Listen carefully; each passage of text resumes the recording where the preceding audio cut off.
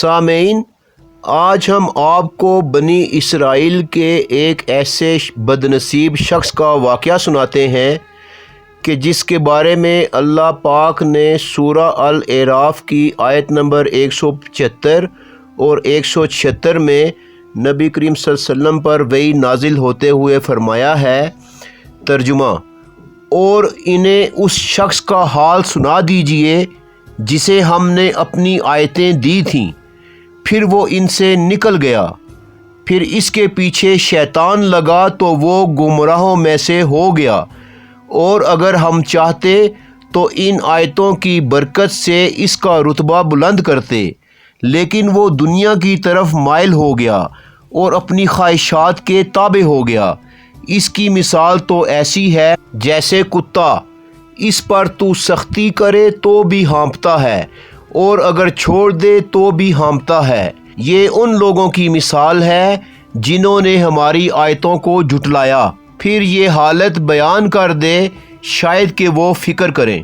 سامعین، یہ واقعہ ہے حضرت موسیٰ علیہ السلام کے زمانے کا کہ ایک بہت ہی نیک، دیندار، عابد، زاہد، متقی اور بڑا عالم فاضل شخص گزرا ہے جس کا نام تھا بلعام بن باورا۔ اس کی نیکی و پرہیزگاری کے بڑے چرچے تھے۔ اس سے اللہ پاک کا خاص قرب حاصل تھا۔ وہ مستجاب الدعا تھا، اس کی ساری دعائیں قبول ہوتی تھیں۔ وہ اسم اعظم کا علم بھی جانتا تھا۔ اپنے علم اور روحانیت کی وجہ سے فرش پر بیٹھ کر عرش اعظم دیکھ لیا کرتا تھا۔ ایک مرتبہ جب حضرت موسیٰ علیہ السلام اپنی قوم بنی اسرائیل کا لشکر لے کر قوم جبارین کے خلاف جہاد کے لیے روانہ ہوئے تو وہ لوگ یہ سن کر بے حد پریشان ہو گئے۔ وہ جانتے تھے کہ حضرت موسیٰ علیہ السلام اللہ کے نبی ہیں اور قوم بنی اسرائیل مومنین کی جماعت ہے، لہٰذا انہیں شکست دینا ناممکن ہے، کیونکہ ان کے ساتھ وہی اللہ ہے جس نے فرعونیوں کو غرق کر دیا تھا۔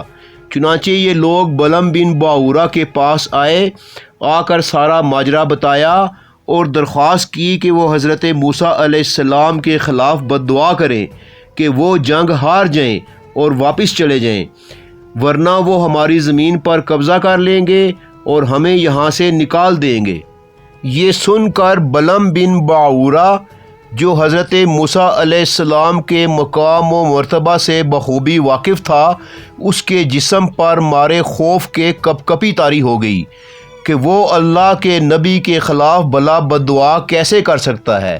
اس نے انکار کر دیا۔ اس کی قوم کے لوگ یہ جانتے تھے کہ بلعام بن باورا اپنی نوعمر خوبصورت بیوی سے بے حد محبت کرتا ہے اور اس کی بیوی لالچی و حریص ہے۔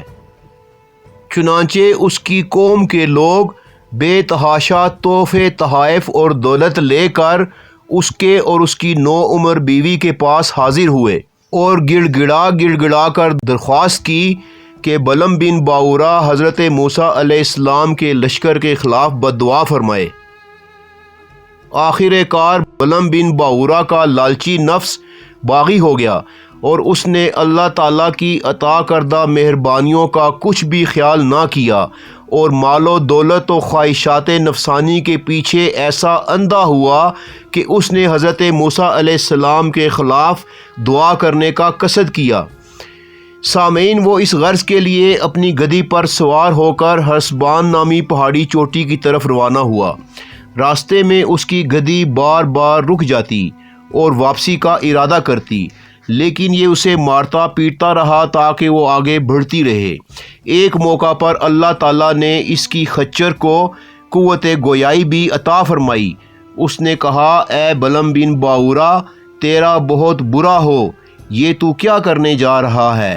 دیکھ، میرے سامنے فرشتے ہیں جو مجھے واپس پیچھے کی جانب دھکیل رہے ہیں۔ لیکن بلعام بن باورا پر اس کا کوئی اثر نہ ہوا، کیونکہ وہ اب شیطان کے مکمل گرفت میں آ چکا تھا، جس نے اس کے اندر خوب لالچ بھر دیا تھا۔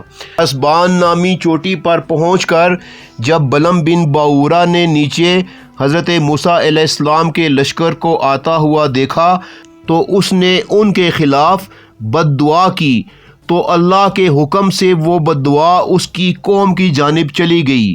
قوم کے لوگوں نے کہا کہ آپ یہ کیا کر رہے ہیں، الٹا ہمیں بد دعا دے رہے ہیں۔ تو وہ بولا میں کیا کروں، میں بد دعا کرتا ہوں حضرت موسیٰ علیہ السلام کے خلاف، لیکن زبان سے قوم کے خلاف بد دعا نکل جاتی ہے۔ پھر کچھ ہی دیر بعد اس کی زبان اللہ کے حکم سے لمبی ہو کر سینے پر آ گری، اور اس نے رو رو کر قوم سے کہا میری تو دنیا اور آخرت دونوں برباد ہو گئیں، البتہ تمہیں ایک ایسا گر بتا دیتا ہوں کہ اگر ایسا کرو تو حضرت موسیٰ علیہ السلام تمہیں شکست نہ دے سکیں گے۔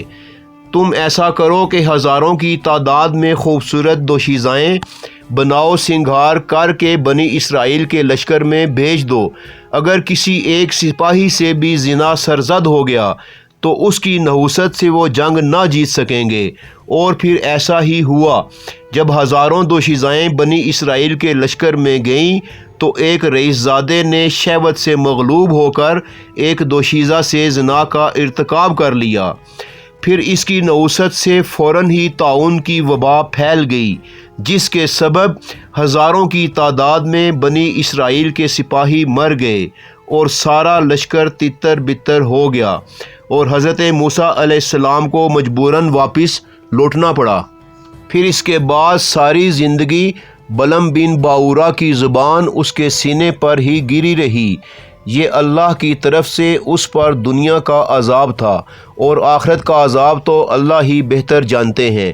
سامعین، آپ دیکھ رہے ہیں دستک ٹی وی کی سیریز جانیے کون میں بلعم بن باورا۔ اب ہمارا پروگرام اپنے اختتام کو پہنچتا ہے۔ انشاءاللہ بہت جلد ہم اپنے اگلے پروگرام کے ساتھ دوبارہ آپ کی خدمت میں حاضر ہوں گے۔ اس وقت تک کے لیے اجازت چاہیں گے۔ اللہ نگہبان۔